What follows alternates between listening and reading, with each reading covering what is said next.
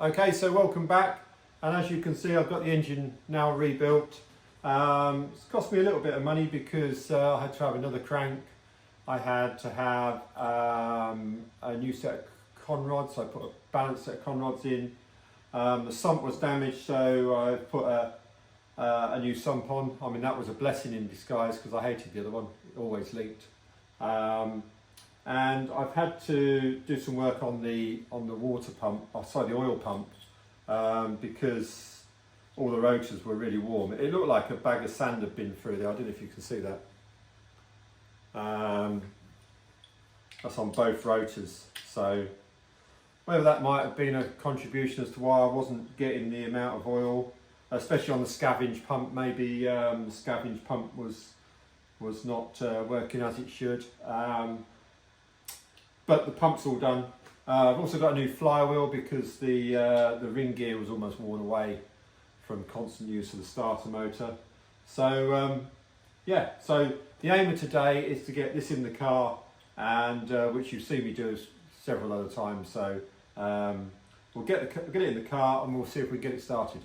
Okay, so the engine's now in the car. I did have a little bit of a problem because I had the new sump and the pipe from the bottom of the sump to the pump fouled on the chassis, so we had to have a little bit of repositioning. It took me a little bit longer to actually get the engine into the car than it normally does. But then I went away on holiday, so I took the grandkids to Tenerife, so everything's been put on hold. But it's now Friday morning. We're going to Zandvoort next Wednesday, so the mission now is to just get the car ready for Zandvoort. I haven't started the car yet, but I did actually wind it over to get the oil pressure up, but it got quite late and then we were flying fairly early in the morning, so haven't started it yet. But one thing I did do, because of the state of the oil pump, was flush all the oil lines out, and I flushed the tank out and the oil cooler, and I also took the oil filter apart just to have a look and see what was in there. Okay, so this is the oil filter as it was taken apart. In the bottom there's some debris in the bottom there. Of course, that may well have come through from the bearing picking up. But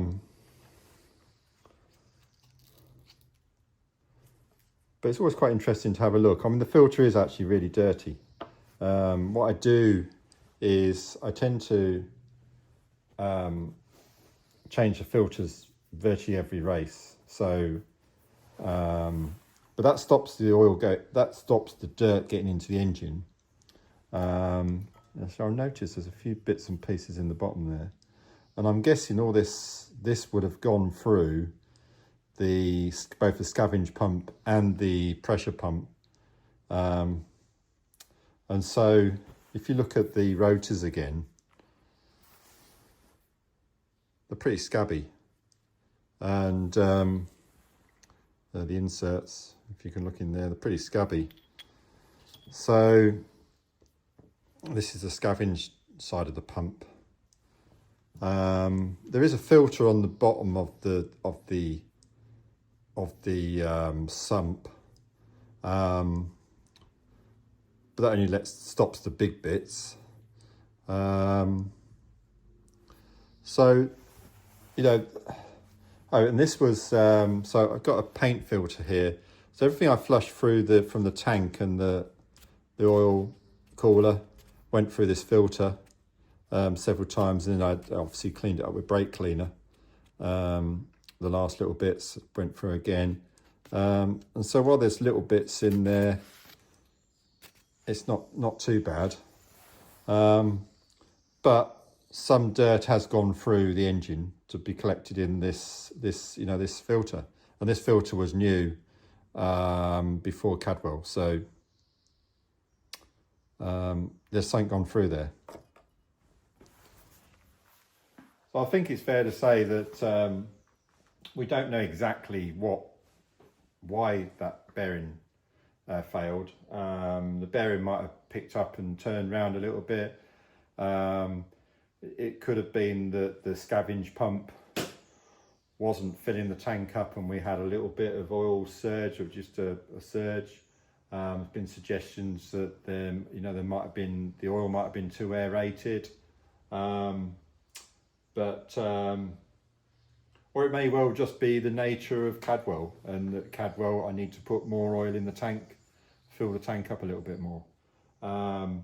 The fact was that this engine ran all last year with no problems, so it's not like it was an engine building problem per se. So the engine's back in now. I'm going to wheel it outside and we'll see if we can get it started.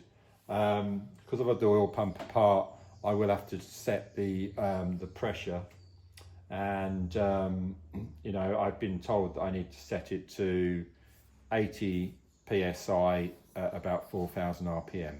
I will check that again, but that's what I'm going to try and do now. But the first thing to do is to see if it will start. There's no reason why it shouldn't. Basically, it's the bottom end is just all new. The top end is exactly as it was. So the pistons and the bores, they were spotless. So and there didn't appear to be any damage from hitting the cylinder head. So let's wheel the car out, prime the oil up again, and see if we can get it started. And then what we'll do is we'll get it warmed up and see if we can set the oil pressure on the pump.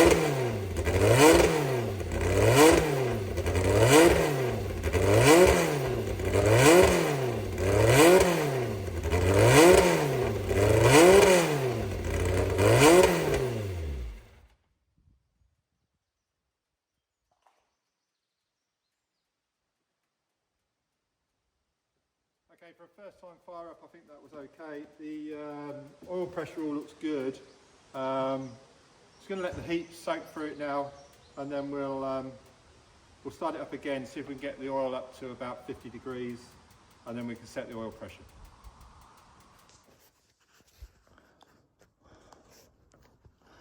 So the oil pressure appeared to be okay, but if I had wanted to change it, what you do is take, I don't know if you can see, take that cap off there, and there's like a little Allen screw that you can screw in or out to either increase it or decrease it. But like I said, the oil pressure was okay.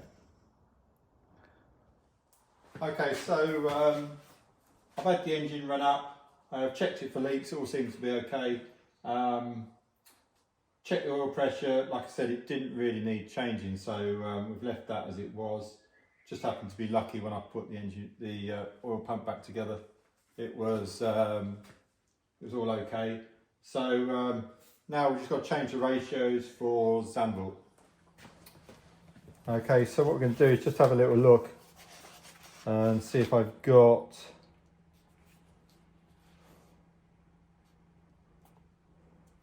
some notes from 2 years ago.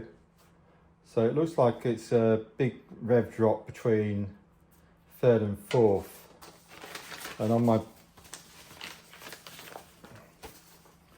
got some final drive. Oh, here we go. Look, so I used a 1238, a 1536, 1733, and a 2030. But I think what I'm going to do, if I look back,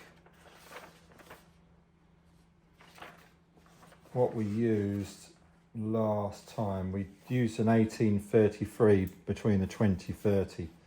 So if that's a big rev drop, so I think what we'll do is we'll go to, it's actually what I used last year at Croft as well. So 1238, 1536, 1833 and a 2030.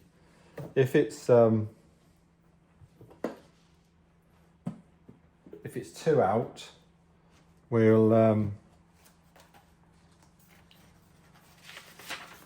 change it. So what should that, at the moment there's a 1930, so we just need to change third and fourth.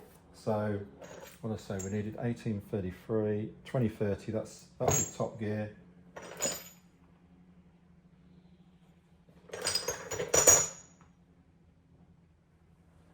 $18.33, so that'll be third gear. Third gear, fourth gear.